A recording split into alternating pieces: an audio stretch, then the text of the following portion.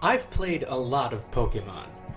I've also played Pokemon in a lot of weird ways.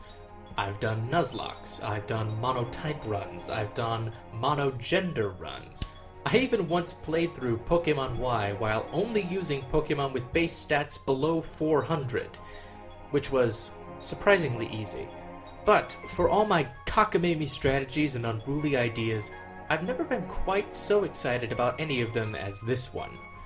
Beating the game and filling the Pokedex without throwing a single ball. Just how far can we get while completely bypassing one of the essential gameplay elements of the series? I took it upon myself to stretch this simple question to its logical extreme. Won't you join me?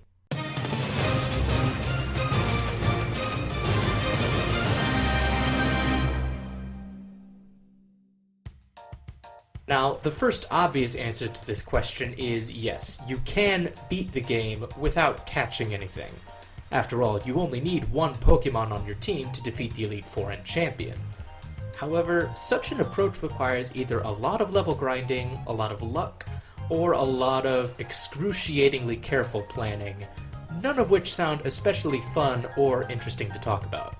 So, rather than subject any of us to that, I want to focus on something a little more intriguing to me.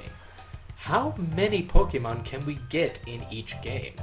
And more specifically, how much of the Pokedex can we fill over the course of the entire series? That is, without using hacks, glitches, downloadable events, or trading with other games that have used Pokeballs. No cheating. The first means of doing this is through obtaining gift Pokemon. At several points within each game, players can receive charitable donations to their team from friendly NPCs. Usually, obtaining these Pokemon is as simple as talking to the owner. A few of these gift Pokemon also have special conditions to acquire them, like defeating certain foes or collecting a specific item. Some NPCs are not so generous, however, and will demand specific Pokemon they want in exchange for the ones they have.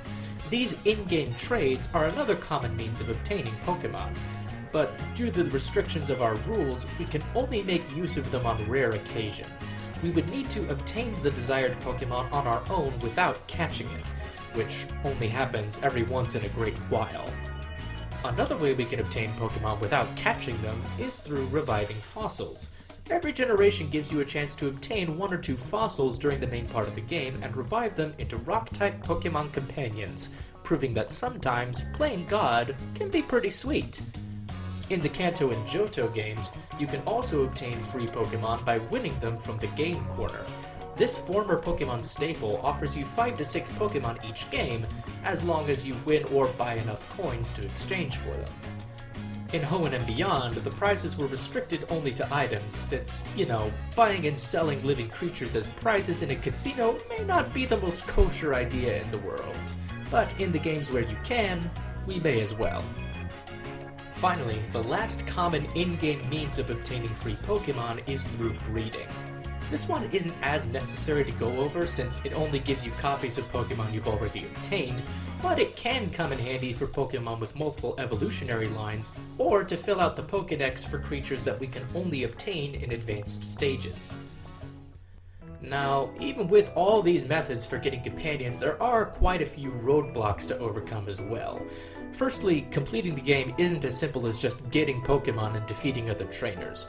You also need to navigate the overworld to reach everything, and that means you need Pokemon that can learn HM moves. This is the first major obstacle in every game, aside from Alola, where HMs were made no longer necessary. Thankfully, even in scenarios where no other options exist, most HM moves can be learned by your starter Pokemon. Whether you need Cut, Strength, Rock Smash, or whatever, you'll almost always have at least one Pokemon that can learn it. So the only difficult HMs to use are the Water-type HMs. Surf, Water Ball, and Whirlpool are not nearly as forgiving as their counterparts, and can only be learned by a small handful of Pokemon, most of which are Water-type. But as long as you can obtain one of these Pokemon before the point at which you need Surf, you're okay. With 2 exceptions, every game thankfully gives you one of these aside from your Water-type starter, so you still have options. The only games that don't have this option are the Hoenn and original Sinnoh games, where Mudkip and Piplup are the only choices you can make, assuming you don't trade Pokemon between games. But even with that one decision being made for you, the HMs still don't provide too much of an obstacle, just something you occasionally have to plan ahead for. Another obstacle standing in the way of this goal is simply the game itself. With how restricted your options are in this scenario, simply creating a well-balanced team capable of beating the game can be a challenge. Not impossible, mind you, but still difficult. Some games, like Kanto and Johto, give you plenty of options to construct a winning team, but other games, like Hoenn and Sinnoh, don't even give you a full team of 6 to work with. It can be done in those games, it's just a little more challenging. Now, despite all the momentum I've built so far on this idea, I have to admit here that in a few specific games, completing the story without throwing a ball is actually impossible. Not for any reasons of difficulty or being blocked out of HMs. The reason is simply because in some of the more recent Pokemon games, capturing a certain legendary Pokemon is a mandatory story trigger that must be done in order to advance the story and beat the game. So that means you cannot beat Black and White without catching Zekrom or Reshiram. X and Y require Xerneas or Yveltal. Omega Ruby and Alpha Sapphire require you to catch Rayquaza during the Delta episode, and Sun and Moon require Solgaleo or Lunala. It is technically possible to skip catching Zekrom or Reshiram if your PC is full, so if you really wanted to, you could breed your starter with an opposite-gender monkey for approximately 5 billion hours until this happens. In the other examples, however, this trick no longer works. As far as I know, these are the only times where capturing a Pokemon on a ball is completely unavoidable. But, for the sake of this challenge, I'll allow these few specific cases to pass, just as long as they aren't used in battle, and also do not count towards the final total. So, now that we've laid the ground rules, we may as well take this game by game and see just how much we can accomplish in this way. Starting with Red and Blue, you begin with the choice of the 3 Kanto starters. Next, on Route 4, you're able to purchase a Magikarp from a suspicious salesman. Inside Mount Moon, you could obtain a fossil to revive either a Kabuto or Ammonite. Then, after obtaining Cut, you can go back to the Pewter Museum and find an old Amber in the back room to revive into Aerodactyl. Moving along to Saffron City, defeating the Fighting Dojo gives you a choice of a Hitmonlee or Hitmonchan. You then hit the jackpot in Celadon City, obtaining an abandoned Eevee from the Celadon Mansion, as well as 6 more Pokemon from the Game Corner: Abra, Clefairy, Dratini, Porygon, and either Nidorina and Scyther, or Nidorino and Pinsir, depending on what version you're playing. You can then go back to Route 2 and trade that Abra for a Mr. Mime. Lastly, back in Saffron City, after clearing Team Rocket out of Sylph Company, you're rewarded your last free companion, a Lapras. Pokemon Yellow features many of the same exploits as Red and Blue, the main difference being that your starter will always be a Pikachu, and you can obtain the other 3 starters as gifts later on in the game. Also, the Game Corner prizes this time around include Vulpix and Wigglytuff. Once again, in Fire Red and Leaf Green, everything is the same as in Red and Blue, with one addition. In the new area of the Sevi Islands, you can obtain a Togepi egg from an old man at the end of the Water Labyrinth. Moving on to Johto, Gold and Silver begin with the choice of the 3 Johto starters. After defeating the Violet City Gym, you're then given the Mystery Egg, which hatches into a Togepi. Goldenrod City contains this generation's Game Corner, where you can obtain an Abra, Dratini, and either an Ekans or a Sandshrew, depending on your version. Goldenrod City also gives you a Spearow by the North Gate, and an Eevee at Bill's house after you talk to him in Ecruteak City. Much later in the game in Cyanwood City, you can obtain a Shuckle from a man whose other Pokemon were stolen by Silver. You're meant to return it, but you don't have to if you're okay with taking this poor guy's last and final companion after suffering a terrible tragedy, which I am. Maybe I should seek therapy. Later on in Mount Mortar, defeating the Karate Master grants you a Tyrogue, and finally in Blackthorn City, if you evolve your Game Corner Dratini into a Dragonair, you trade that Dragonair for a Rhydon. After moving into Kanto, you can then obtain a Mr. Mime, Eevee, and Porygon at the Celadon Game Corner. Pokemon Crystal is largely the same story with a few new additions. After you come across the daycare center for the first time, the daycare man will give you an egg. This egg has an equal chance of being any of Generation 2's baby Pokemon, those being Pichu, Cleffa, Igglybuff, Tyrogue, Smoochum, Elekid, and Magby. The Goldenrod Game Corner now features a Cubone and a Wobbuffet, while the Celadon Game Corner offers a Pikachu and a Larvitar. You can get a Dratini by giving the correct answers to the Dragon Master's quiz after defeating Claire. If you then evolve that Dratini into a Dragonair, you can trade it in Blackthorn City for a Dodrio. The last new addition, you can trade the Game Corner Abra for a Machop in Goldenrod City. Heart Gold and Soul Silver begin the same way as Gold and Silver, while adding the Dragon Master Dratini and Dodrio trade from Crystal. One major new addition comes from a new NPC in the Violet City Pokemon Center. If you tell him the correct passwords, he will give you 3 eggs, which contain a Mareep, a Wooper, and a Slugma. Lastly, after obtaining all 8 gym badges in Kanto, you can return to Olivine City and trade Jasmine any Pokemon you have for her Steelix. Moving along into Hoenn, the quantity of Pokemon available is going to take a sharp drop. It begins with a choice of the 3 Hoenn starters, but as discussed earlier, we would be forced to choose Mudkip as no other obtainable Pokemon in this game can learn Surf, Dive, or Waterfall, all of which are necessary to complete the game's story. In Lava Ridge Town, an old woman will give you an egg containing a Wynot. Then, after defeating Flannery and getting the Go Goggles, you can venture into the Route 111 desert to obtain a fossil to revive either Lilith or Anorith. Lastly, after clearing Team Aqua or Magma out of the Weather Institute on Route 119, one of the scientists there will give you a cast form. The only other obtainable partners in these games are in the post-game. At Steven's house in Moss Deep City, you can find a Beldum he left for you after you beat the Elite Four, and in Emerald only, you can get the fossil you did not choose previously in Falarder Town. Omega Ruby and Alpha Sapphire offer a few extra additions. You're still forced to choose Mudkip as your starter, but after participating in your first Pokemon contest, a fan will give you a special cosplay Pikachu, which can learn some moves unavailable to ordinary Pikachu, with the drawback that it cannot evolve into Raichu or be traded to other games.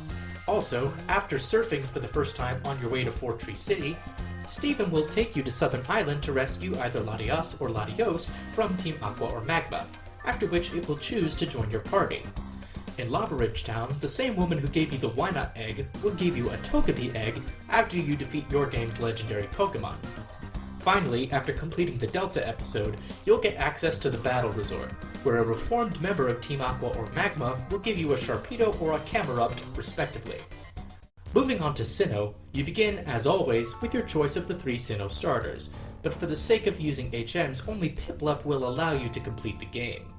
In one of the gates leading out of Hearthome City, a hiker will give you an egg that contains a Happiny. In Eterna City, the Underground Man will give you an Explorer Kit, which you can use to travel and dig around in the underground. Down here you can find either Skull or Armor fossils depending on which version you're playing, which can then be revived into Cranidos or Shieldon respectively.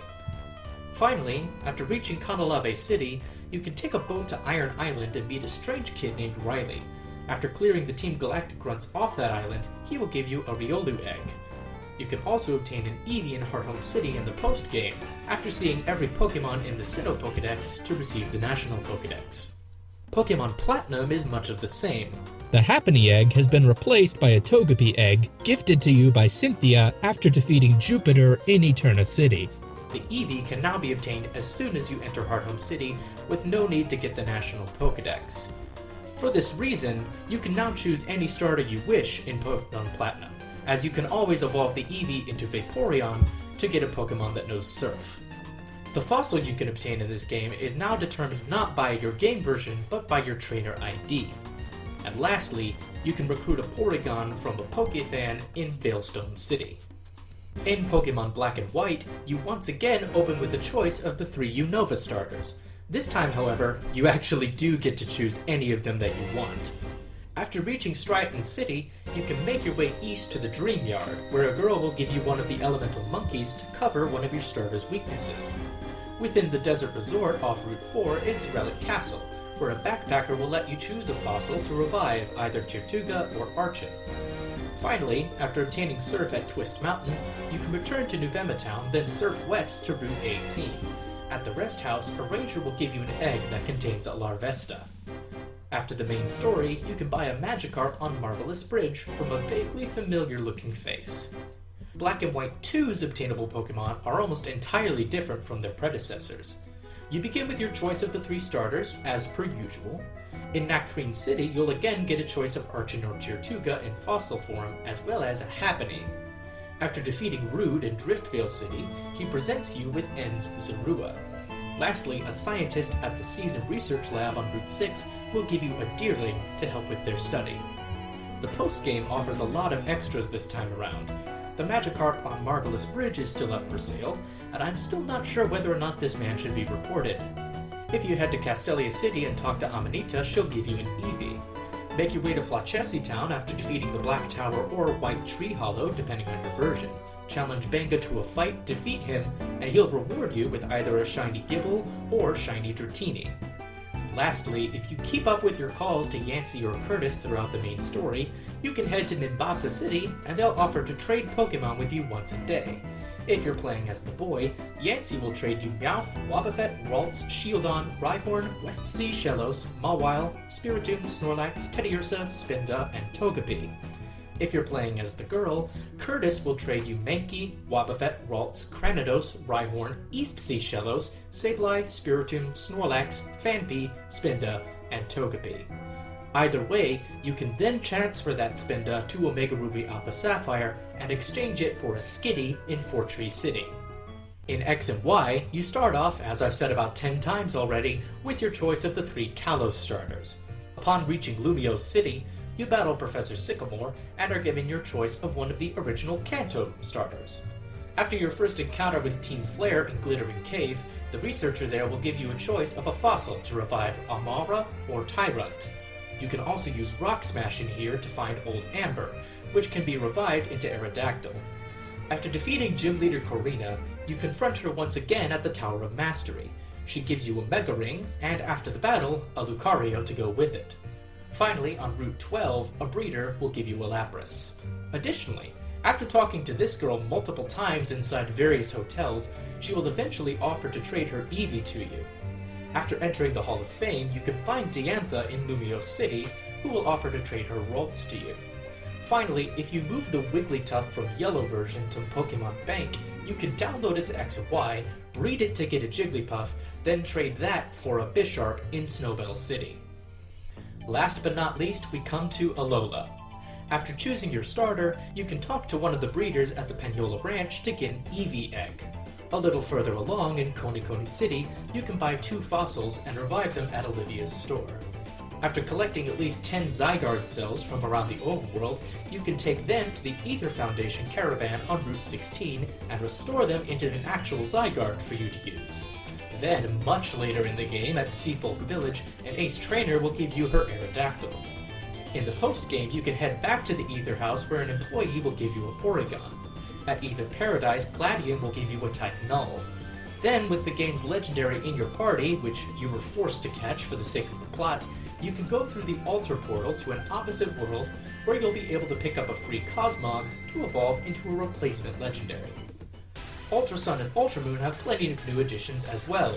Wider spoilers for Ultra Sun and Ultra Moon. All the obtainable Pokemon from Sun and Moon are back, although a couple of them have slightly different ways to obtain them. As for new additions, if you beat the high scores in all 4 stages of the Mantine Surfing minigame, there's a man in Heihei City who will give you a Pikachu that knows Surf. Also, after you defeat Ultra Necrozma, a member of the Ultra Recon Squad will give you the Ultra Beast Poipole. And finally, after collecting a certain number of totem stickers from around the overworld, because Nintendo just couldn't get rid of that mechanic entirely, you can trade them to Samson Oak on Heihei Beach for a series of totem-sized Pokemon. In Ultra Sun, these are Gumshoos, Alolan Marowak, Lurantis, Vikavolt, Mimikyu, and Rabombi. In Ultra Moon, they are Alolan Raticate, Araquanid, Salazzle, Togedemaru, Mimikyu again because he deserves it, and Komo-o. By the way, if you're one of those people who took my advice and used the time code that I provided to you to skip to this point in the video to avoid being spoiled on Ultra Sun and Ultra Moon, I respect your choice. Welcome back. Let's carry on. Last but not least, there is one more way to get free Pokemon in Alola, and that's through Pokepelago. Every day, some random wild Pokemon will come to visit Isle of Beans. If you interact with them, they become more likely to stay there, until the point where you can befriend them and add them into your little group. Although this is admittedly a slow process, the sheer number of new additions you can gain through this service is pretty impressive. After becoming the champion in the original games, you can acquire up to 26 different kinds of Pokemon in here. And they are... Spearow, Zubat, Poliwag, Kadabra, Magnemite, Shelter, Ghastly, Staryu, Scyther, Pinsir, Lapras, Murkrow, Skarmory, Winkle, Batang, Drifblim, Bisbagius, Emoka, Rufflet, Vullaby, Fletchling, Carbink, Klepki, Trevenant, Pikapek, and Pyukumuku.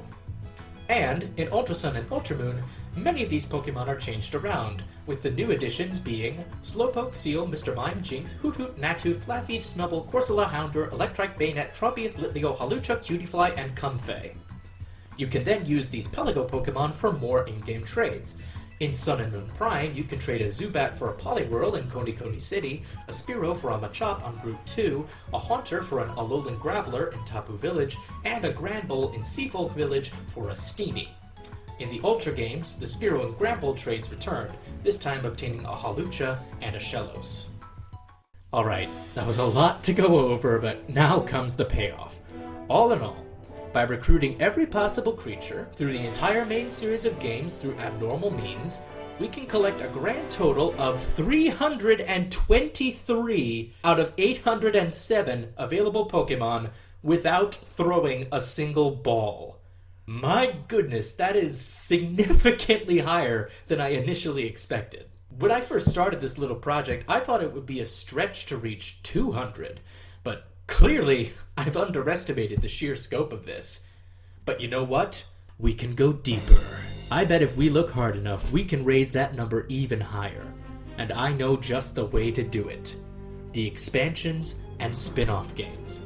Because hey, while I've just been focusing on the main series, there's an entire plethora of other games just sitting there, waiting to be exploited for collectible creatures that can be transferred back over to the main series. There's more to this story yet. So let's start unraveling. We begin with Pokemon Stadium. By connecting a cartridge of Pokemon Red, Blue, or Yellow with the N64 Transfer Pack, you can win Pokemon that can then be transported back to the main series games. Completing Gym Leader Castle rewards you with a choice of several Pokemon. Unfortunately, none of these are original, and we can obtain them all in Gen 1 without this. You can also obtain a Psyduck by registering all 151 rental Pokemon in the Hall of Fame. However, Mewtwo cannot be rented in this game, meaning we would have to catch Mewtwo in Red and Blue, then transfer it to Stadium to access this, which we're not allowed to do by these rules. What we can do is unlock the rival battle in Pokemon Stadium 2. Defeating him the first time gives us a Farfetch'd, and defeating him in round 2 gives us a Gligar, which we can then trade to a cartridge of Pokemon Gold, Silver, or Crystal. Pokemon Coliseum and XD Gale of Darkness allow you to transfer your partner Pokemon to the main series Game Boy Advance games.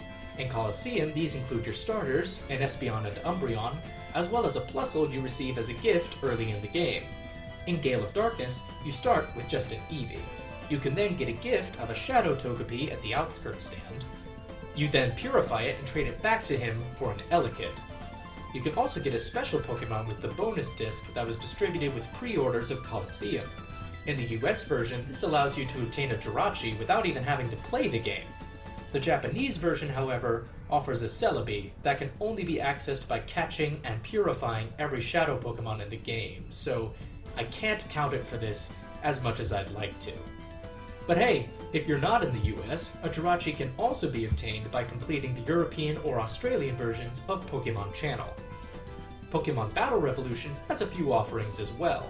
Defeating Stargazer Coliseum, basically the game's final area, allows you to transfer a Pichu that knows Surf to your Gen 4 game. You can also unlock secret passes in the game by entering region-specific codes in your profile menu. These passes come along with a transferable Electivire and Magmortar. Upon completing a new game of the original Pokemon Ranger, you unlock RangerNet and the ability to play special missions by inputting codes.